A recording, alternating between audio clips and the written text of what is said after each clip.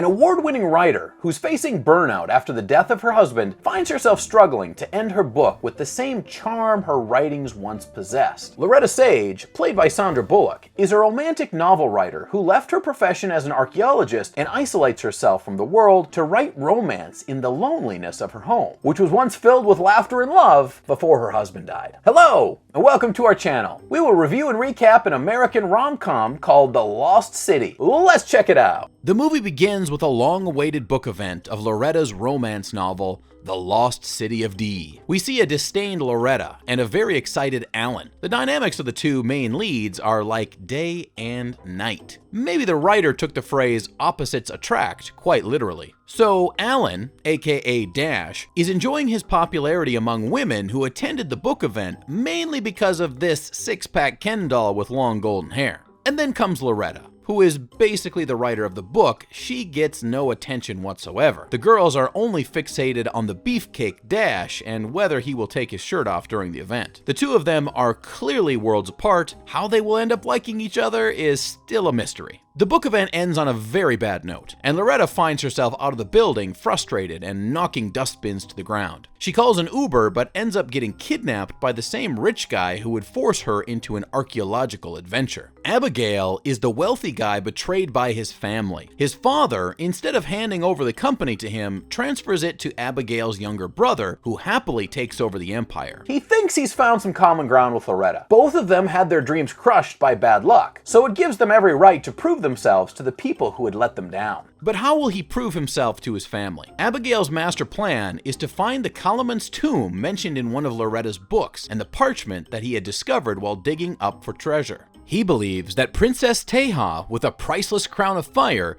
is buried under the tomb of Kalaman, and Loretta can help him uncover the hidden treasure by deciphering the symbols on the parchment. This part in the adventurous romantic comedy seems pretty shallow. With Daniel Radcliffe as a villain, the movie didn't give us much about his personality as an antagonist. Rather, it was just about his ambitions and how he would achieve the priceless headdress of Princess Teja. But Loretta was not moved by Abigail's very emotional speech about bad luck and life giving him lemons. She declines his offer of an adventurous journey on an unknown island in the middle of the Atlantic. The result? Well, Abigail kidnaps her once again, as the villain should. The two of them, along with the villain's other companions, fly to the island in the Atlantic called Isla Hundida. Some parts of the scene exude a great sense of humor, like in the scene where Loretta wakes up from the influence of chloroform. She asks him to unchain her, when in reality, it was just a seatbelt tied around her for obvious safety reasons. She also shows her talents in comedy after she lands on the island. From being a depressed soul, she suddenly becomes a clumsy woman who trips on her heels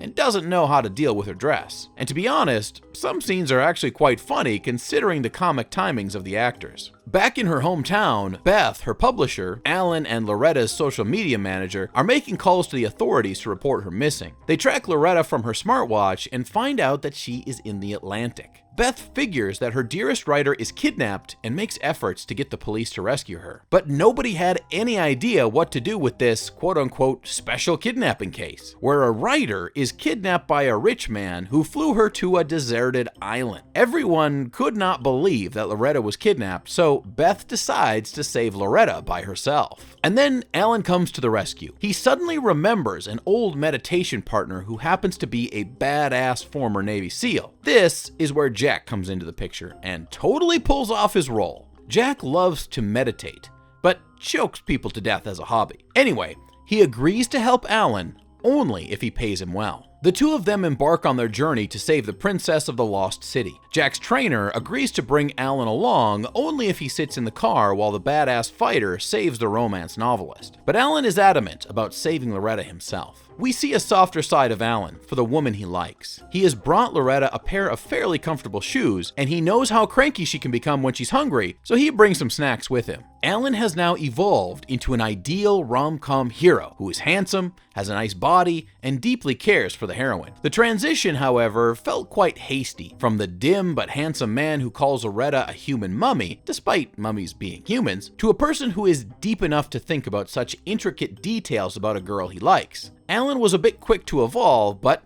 we're here for it. Now the screen is all about Jack showing off his moves, knocking down people with a single blow of a strong punch, while Alan hides behind him and fears for his dear life. This scene had some serious action, with Brad Pitt clearly doing justice to the role. Jack the Badass has successfully rescued Loretta, but they have to quickly escape the campground. Before the two rescuers could untie Loretta, they are met with a flock of muscular men coming to take their lives. Without wasting any time, Alan and Jack pick up the chair that Loretta is tied to and run away while the violent men ruthlessly follow them to get Loretta back to their master. While all of this chaos is happening, Loretta is completely swooned by her rescuer, who is not Alan. As Jack tries to untie Loretta, his cameo time is done as the guards shoot him in the head. Now Brad Pitt is out of the picture. It's just Loretta and Alan against the greedy evil of the Atlantic. The guards are not only after Loretta, but also the parchment she stole while escaping the archaeological premises. Abigail is in severe desperation to find the treasure, so he orders every man under him to find Loretta alive. With Jack's brains all over his face, Alan stuffs Loretta in the tiny car and drives as fast as he can. As they reach near the cliff, Alan heroically stops the car and appreciates his reflexes, not knowing that Loretta has fallen out of the vehicle. As Alan unties Loretta from the chair, the two of them argue about the escape plan, but luck is not in their favor. The car, which was also their only hope to get out of the villain's premises, falls off the cliff and breaks into a dozen pieces. The phone, along with other belongings that were in the car, fell off the cliff too, which means the two of them were left alone to save themselves. So there's no phone to call the authorities,